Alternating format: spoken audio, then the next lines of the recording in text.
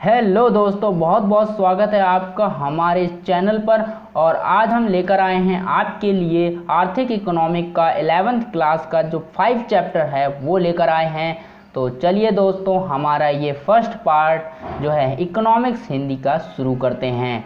तो आंकड़ों का प्रस्तुतिकरण, पाठ्य एवं सारणीयन प्रस्तुतिकरण, ये चैप्टर का नाम है। दोस्तों आपसे एक रिक्वेस्ट है, अगर आपने इस चैनल को सब्सक्राइब नहीं किया है तो कर लेना दोस्तों, क्योंकि आपको यहाँ पर पूरी जो है ये बुक जो आर्थिक सांख्यिकी की है, यहाँ पर आपको पूरी सॉल्व कराई जाएगी, एक्सप्लेनेशन दी जाएगी, आपको पूरी एक्सप्लेनेशन यहाँ पर मिल जाएगी और आपको चिंता करने की कोई ज़रूरत नहीं है।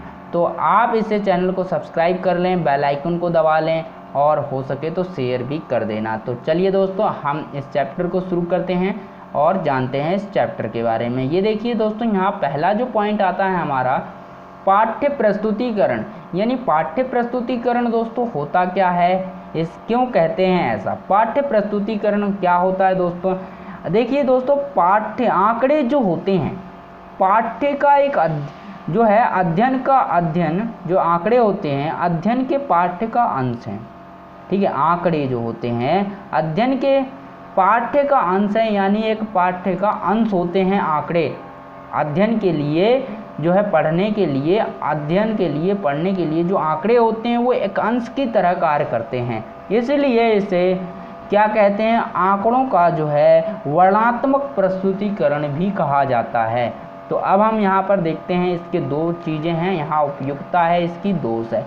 उपयुक्तता क्या है, इसमें जो है कुछ ही, यानी जो आंकड़े होते हैं आंकड़ों की पाठ्य सामग्री स्वयं ही कम होती है और केवल कुछ प्रेक्षण ही शामिल होते हैं। यानी इसकी पाठ्य सामग्री कम होती है, केवल कुछ प्रेक्षण शामिल होते हैं। दोष लेकिन क्या होता है इसमें कि अगर आंकड़ों को आपने पहले से नहीं पढ़ा है तो आपको ये समझ में नहीं आएंगे, तो इसीलिए आपको ये पहले से पढ़ना होता है, ये दोष है इसका। उसके बाद दोस्तों हम चर्चा करते हैं सारणीयन प्रस्तुतिकरण, यानी आंकड़ों को सारणी के रूप में प्रस्तुतिकरण करना, आंकड़ों को सारणी के रूप में दिखाना। हमने आंकड़े एकत्र कर लिए और आंकड़ों को अब सारणी के रूप में दिखाना है, ताकि वो बेहतर समझ में आ सकें और कम समय में लोग उन्हें आसानी से समझ सकें और प्रभावशाली बन सकें। तो देखिए दोस्तों, हम इसको कैसे कर सकते हैं, तो यहाँ पर देख सकते हैं आप, एक सारणी के भाग जो हमें सारणी बनानी है दोस्तों, ये क्वेश्चन आ सकता है, बहुत इंपॉर्टेंट है सारणी के बारे में। ठीक है दोस्तों, सारणी बनानी है, एक सारणी बनाने के लिए उस सारणी में क्या क्या होना चाहिए। पहली होनी चाहिए सारणी की संख्या, यानी सारणी की कौन सी संख्या है, पहली है, दूसरी है, तीसरी है। ठीक है, अगर आप एक सारणी बनाते हैं तो सारणी की संख्या आप जो है सबसे ऊपर लिख देंगे, यहाँ पर सारणी की संख्या आप लिख देंगे। तो दोस्तों यहाँ पर मैंने एग्जाम्पल में आपको बताया है, ये सारणी छोटी सी बनाई है, इसके माध्यम से आपको मैं सारणी बताऊंगा कि किस प्रकार से बनती है। तो सबसे पहला पॉइंट जो हमने डिस्कस किया वो है हमारा, यहाँ पर देख सकते हैं सारणी की संख्या। तो सारणी की जो संख्या है यहाँ पर सबसे ऊपर लिखी जाती है। उसके बाद हमारा आता है शीर्षक उसके नीचे लिख दिया जाता है। सारणी की संख्या लिखी पहले, उसके बाद उसका शीर्षक लिख दिया, फिर लिखा जाता है उपशीर्षक। उपशीर्षक क्या होता है, उपशीर्षक यहाँ इस सारणी के अंदर लिखा जाता है, जिससे कि पता चलता है कि आंकड़े मुख्यतः किसके बारे में हैं। ठीक है, उसके बाद हम लिखते हैं पंक्ति शीर्षक। पंक्ति शीर्षक ये रहा, ये हमारी पंक्ति है, यहाँ पर हम जो लिखेंगे वो पंक्ति शीर्षक कहलाएगा। और ये जो देख रहे हैं इस तरह से काट रखा है, इसे कॉलम कहते हैं। अगर हम इसको इस तरह से काटें तो इसे रॉ कहते हैं, तो रॉ और कॉलम कहते हैं। तो रॉ क्या होती है, पंक्ति को रॉ कहा जाता है, कॉलम ये रहा।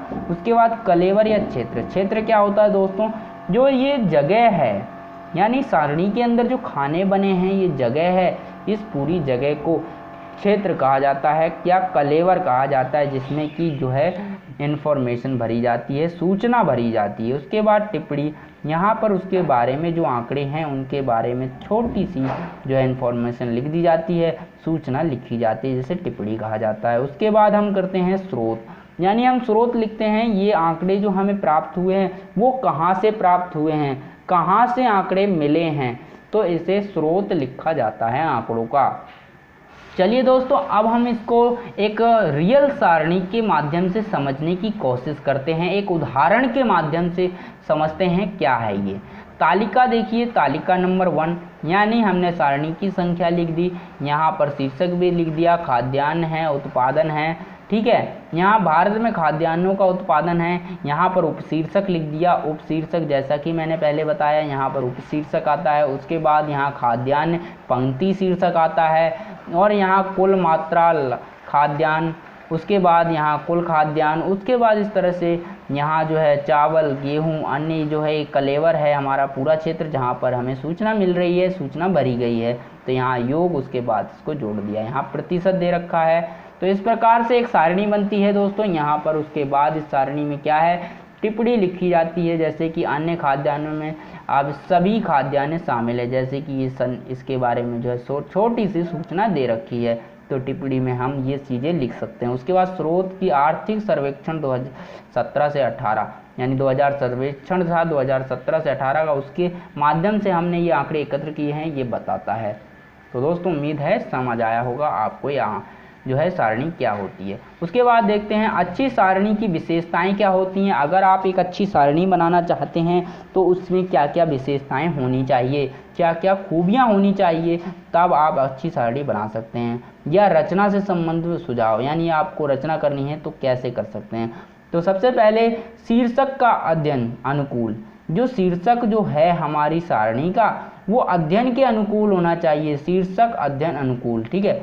यानी शीर्षक जो होता है वो अध्ययन के अनुकूल होना चाहिए, यानी जिस बारे में आंकड़े हैं उसी के रिलेटेड, उसी के संबंधित जो है हमारा शीर्षक होना चाहिए। उसके बाद हमें उससे क्या कर सकते हैं, उसका हम एक विशेषता है इसकी, ऐसा होना चाहिए। उसके बाद एक इसमें संबंध क्या है, इसमें तुलना कर सकते हैं। देखिए दोस्तों, इसमें आंकड़ जब हम सारणी बनाते हैं, अच्छी सारणी होती है तो वो क्या कर सकती है, तुलना करने में सहायता करती है। आदर्श आकार होना चाहिए दोस्तों, ना कि ज़्यादा बड़ा नहीं होना चाहिए, ज़्यादा छोटा नहीं होना चाहिए, एक आदर्श आकार होना चाहिए। उसके बाद शीर्षक होना चाहिए, तो यहाँ पर एक अनुकूल शीर्षक होना चाहिए और एक अच्छा शीर्षक होना चाहिए, ठीक है। शीर्षक होना चाहिए, अनुकूल होना चाहिए, अध्ययन के अनुकूल होना चाहिए। उसके बाद एक शीर्षक भी होना चाहिए।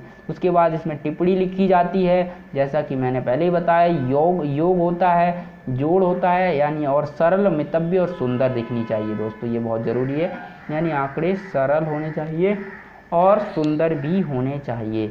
यहाँ शून्य का प्रयोग होना चाहिए, यानी अगर आप सारणी बना रहे हैं तो अगर आपको सारणी में कुछ प्राप्त नहीं हो रहा है तो आप उसे शून्य लगाकर दिखा सकते हैं कि यहाँ पर शून्य है, तो शून्य का प्रयोग होना चाहिए। उसके बाद हम देख सकते हैं प्रतिशत तथा अनुपात भी जो है आंकड़ों का दिखा देना चाहिए सारणी में, अगर हो सके तो। संक्षिप्त शब्द जो है, संक्षिप्त शब्द जो होते हैं वो हमें सारणी में कम से कम प्रयोग करने चाहिए, क्योंकि संक्षिप्त शब्द से आंकड़ों को समझना मुश्किल हो जाता है, इसलिए संक्षिप्त शब्दों का कम से कम प्रयोग करना चाहिए। तो दोस्तों ये थे कुछ हमारी विशेषताएं और सुझाव जो सारणी बनाते वक्त, अच्छी सारणी बनाते वक्त हमें ध्यान में रखने चाहिए। पहले शीर्षक अध्ययन के अनुकूल होना चाहिए, उसके बाद तुलना योग्य बना सकते हैं। उसके बाद आदर्श आकार होना चाहिए, शीर्षक होना चाहिए, टिप्पणी होनी चाहिए, योग होना चाहिए, सरल, मितव्य, सुंदर और शून्य का प्रयोग और प्रतिशत अनुपात और संक्षिप्त शब्द भी प्रयोग जो है कम करने चाहिए। उसके बाद हम करते हैं यहाँ पर सारणी के प्रकार। जो हमारी सारणियाँ होती हैं, सारणियों के प्रकार, यहाँ कितने प्रकार की सारणी बनाई जा सकती हैं, कितने प्रकार की सारणी होती हैं। तो सारणी मुख्यतः जो होती हैं वो 3 प्रकार की होती हैं।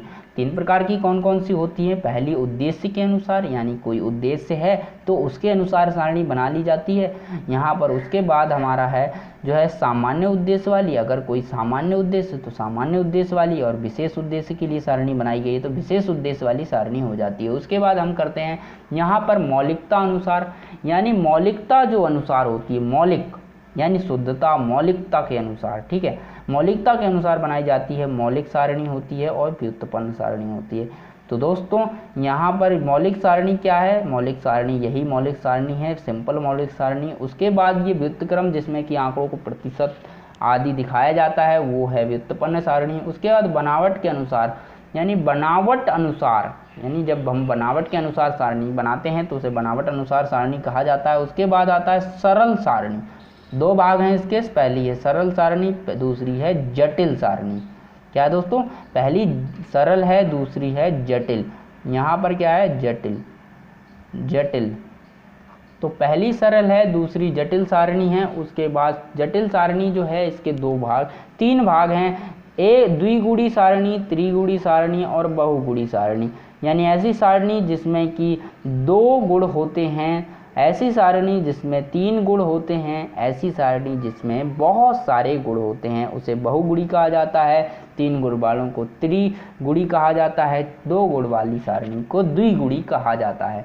तो दोस्तों आगे हम इसके बारे में विस्तार से पढ़ने वाले हैं, एक एक सारणी को समझेंगे और इसके बारे में जानेंगे।